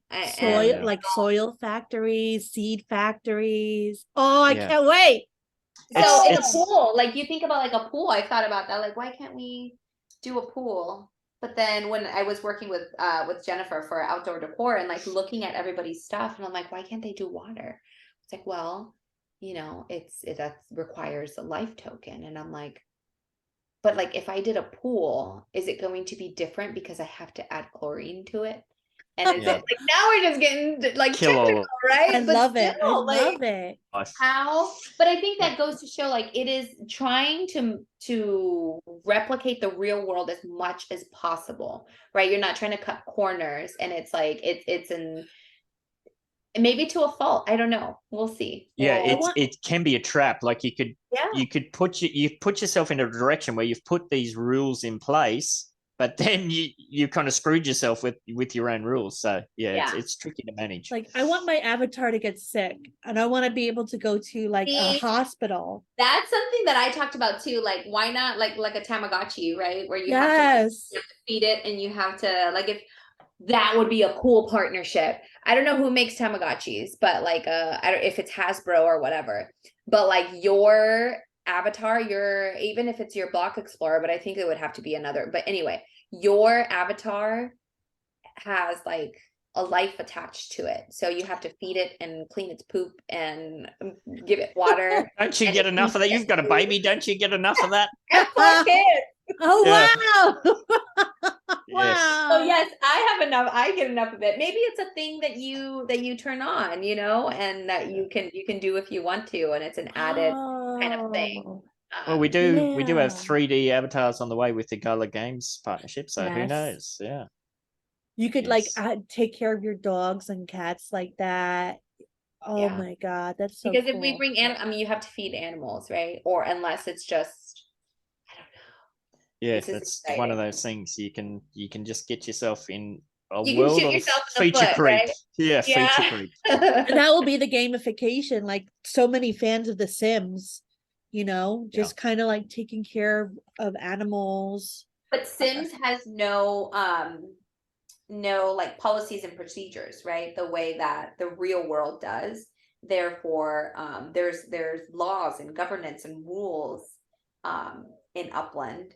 So it's different with how you create everything. It can't just be like willy-nilly, like in Sims, let's just create something. What about baby block explorers?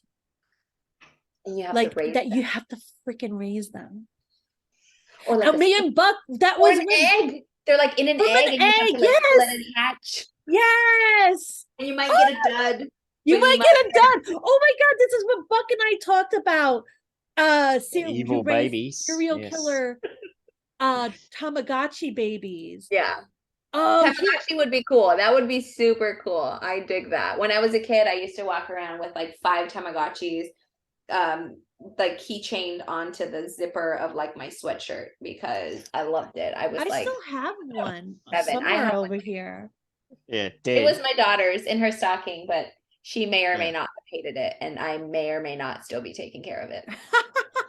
And I like how you get like different ones depending on how you take care of them. That's so cool. I got to show you the NFT I made for when Buck came in here, where he's surrounded by these like little serial killer Tamagotchi babies. Oh my God, you have to talk, Ben, while I find this. I did so much art. I can't believe how much I've actually done. Well, just before we wrap up, I would just say, what's a typical day in the office like for you then? Are you working from home? Do you go into head office? Like I know X1 and Mort and a few of them get together. Yeah, so they get together every once in a while because they're kind of like part of like the leadership team. For us, it's essentially like for me, it's check DMs, check like in Discord or in app, and then Discord, and then check like internal messages, whether there's like questions from someone. I answer support questions and support emails that have been like designated for the community team. We check Twitter and we make sure that everything is okay, nothing we need to like respond to. We read up on announcements that are incoming for the day or for the week, depending on when it is. And then it's literally watch the community. That's cool. I go into different servers and and I know that Squall and Dan do the same, go into different servers and like see kind of like what people are talking about, just to get a good sense of like what we're feeling, right? Like what's it feeling like today? Trying to keep the finger on the pulse and judge the overall vibe and sentiment in that one. Yeah. Can I invite you to the MVE server? Yeah, I'm in a couple servers and I like to go in there and see stuff. And I'm so glad I am, because that's how I saw that they were doing the roundtable after the AMA. And so I'm like, okay, I would love to listen to this, because that's a perfect pulse, right, of like what people are thinking. So I know that I do know Squall, and I think X1 does it as well, but we go into the other servers just to see what are people saying. What do you do personally to shield yourself from the FUD cycles? Is there anything that you do, whether it's, you yourself personally? Like, I mean, I just think if I was in your shoes and like, I'm a classic example. People whine a lot. If they have something negative to say, they're far more likely to say that than something positive. That must kind of grind away at you.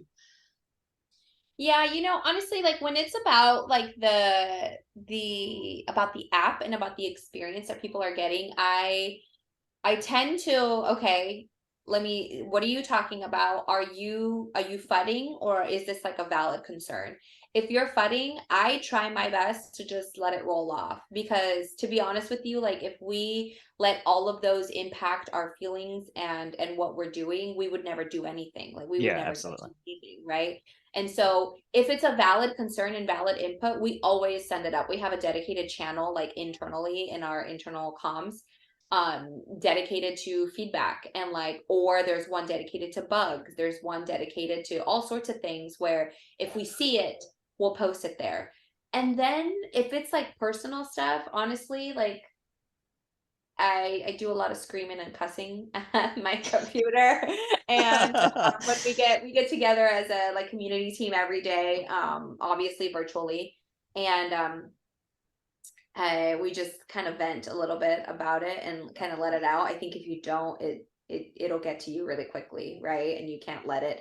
I fortunately haven't had too many instances of having to deal with like personal attacks, but I mean, I can see how that can be really hard on people. So yeah.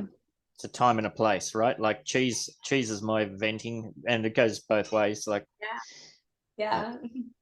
And I think that's important to have. Yeah, you just need to get it out. Like sometimes, like you just need, like you said, it's important to just have a venting partner, and then right after you're like, oh my God, was I really gonna say that? Yeah. Was I really gonna type that? Right? Say it out loud first before you say it in public. Like make sure you're listening to what you're saying. Yeah, you have to let it roll off, because there's so much of it that happens that you have to try to analyze it. Is this something that's just from saltiness? Is this something that's a legitimate concern, but something that we're addressing already, or something we've already talked about? And in that case, I respond, hey, we've already set this up, or we've discussed this already. Or is it somebody just trying to be an asshole? Like there's a lot of those too, right? So you just have to, you got to try to filter it out and see what needs to be addressed and what probably doesn't.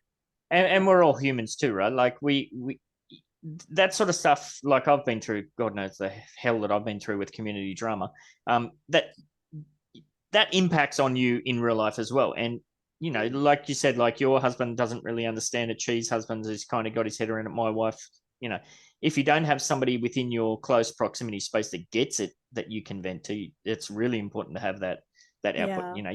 You can rage, but if the person's got no idea what you're talking about, you're not going to get anywhere. So. Right. Glazed eyes, just like staring at you like, when is this going to end? I don't know what you're talking about. Yeah. It is nice to be able to kind of vent too. And honestly, like a lot of the times I'll like vent, and one time I was venting this morning, I was venting to Squall, and I'm like, this person said that like, oh, my friend needs this. And I'm like, is it really their friend, or is it? It never is. Or is it, right? But then Squall was like, hey, it might be because their friend doesn't speak, good English. And so they decided, hey, you do. So I don't speak English. Can you say this? And so it just brings another perspective. I'm like, okay, let me stop being catty. Let me stop being a bee right now. And let me address this as it should be addressed. Because sometimes it sucks, but we're human. Sometimes you're in a bad mood. Sometimes something somebody says just like sparks you, right? But I think remembering that we're all human, us remembering that every community member is most, because I'm sure there's a bot or two in there. No, but everybody's human, right? Like we feel things and we react to things. So keeping that in mind and just kind of doing the best we can. That's all we can do, right? I don't know. Yeah, and Cheese and I have been through that plenty of times too, where Cheese has been raging about something, and I said, no, what he or she actually means is this. Yes, I am the queen of misunderstanding. Well, just a real quick to show you this. So this is Metaverse your book. Those are the little Tamagotchi serial killer babies. And Ben and I, we don't consider ourselves whales, but we're chubby porpoises. You always say that. It's not chubby. It's not. It's bloated. Chunky? Bloated. And they're not porpoises. They're dolphins. The dolphins, aren't they the same things? No. Oh, are they not? I was gonna say no. That's like calling a Canadian an American or an Australian a New Zealander. Oh, all right. So a porpoise is not a dolphin, but a dolphin is a porpoise. Is that what that is, or they're not related at all? Oh, they're definitely related. I believe. Don't quote me on this, which is you should because I do have a marine biology degree. I believe porpoises don't have a dorsal fin. Oh, wow. Or there's something like that, or it's smaller, or they are similar but different. They're kind of like cousins. Yeah, same, but different. Okay. Like so I'm gonna have to do an NFT of you, Lisette, and you always have to approve them. There's no surprises, but I try to make them funny. Yeah, I try to make them funny. Like, did you see the last one I did of Goldsmith? Was that the one that was circulating around the cafe chat? Yeah, with the llama in the background. Yeah. Let's see. I'm excited to see that. I've never. Let's see. Oh yeah, gonna get NFT-ified. So what's I was meaning to ask you, what is the sandwich in the back? Is that like a McRib? Yes. So that's a McRib, and that's his avatar. That's his custom block explorer. Oh, I thought it was just a sandwich, like a sub or something. Oh, yeah, he loves McRibs. And oh my God, did you see? Oh, I see it now. It does it looks like a sandwich, but it's a McRib. I got it. McRibs and that beard don't look like a friendly combo, though. I know. Right? Oh my God, that's so gross. Oh, that's funny. But did you see the first one we did? Hold on. I'll just do this and then I'll stop, Ben. All good. All right. So this is Ben and I. The sandwich is crying. This was the first time we had. This was the first time we had Goldie on the show. Yes. Cheese and I are a little bit twisted. We always tend to angle towards the dark side of things. So yeah, that's definitely twisted. That's a little sick and it's I did everything apart. But both are. You see my hand. Oh, so your hand is and then his hand is the other one, and then teamwork, baby. Teamwork, and it's like I do it all in my pixel thing, and then I put them as layers, a whole bunch of layers in GIMP. And then I actually made like the intestines. They're like each of them are layers. No intestines and no brains for me, please. Sorry. They're not to me. Now you've got a worried, Cheese. Now you've got a worried. I'll have to think of something great. I'll have to think. I love them though. I love that. I think you guys are just uber creative, and thank you. I wish I had the creativity that you guys have. Nice. Thank you for that. Thanks for jumping in. And just as we're wrapping up, don't forget Sicko's the first 10 people. Oh, no, not the first 10. No, what did I say? What did we organize? Anybody who comments in the YouTube comments, you'll go in the wheel to win 68,000 UPEX in next week's UDU podcast show. So get your comment in. This was awesome. Thank you, Lisette. Thank you so much. Me. We'll have to do this again, like just to have you as a co-host. If we do a round table, even just to I would love that. Oh, yes, and next to the opening, MVE live streaming. Live stream, yeah. Tell Banana will be there. If you're there, Banana will be there. I'm excited. Thank you guys so much. Excited. Right. Don't bounce out just yet. We got to do a few things on the back end with you, but wrap us up, Cheese. Stay fresh, cheese bags. Go ahead, get your pinky up. Talk wine and cheese, motherfucker. Go ahead, get your pinky up. Go ahead, get your pinky up. Go ahead, get your pinky up. Talk wine and cheese, motherfucker. Go ahead, get your pinky up. Go ahead, get your pinky up.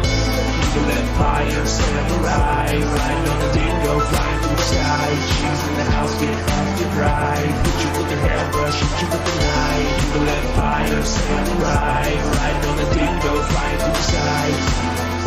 Hit you with the knife, flying through the sky. Evil empire, samurai, riding on the dingo, flying through the sky. Shoes in the house, get left and right. Hit you with the hairbrush, hit you with the knife. Evil empire, samurai, riding on the dingo, flying through the sky. Hit you with the knife, flying through the sky. Time for wine and cheese. Wine and cheese. Time for wine and cheese.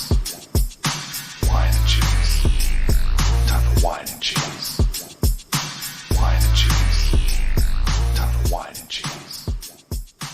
Wine and cheese. Time for wine and cheese. Are you looking for some of that quality outdoor decor? But you got no frickin' idea where to go?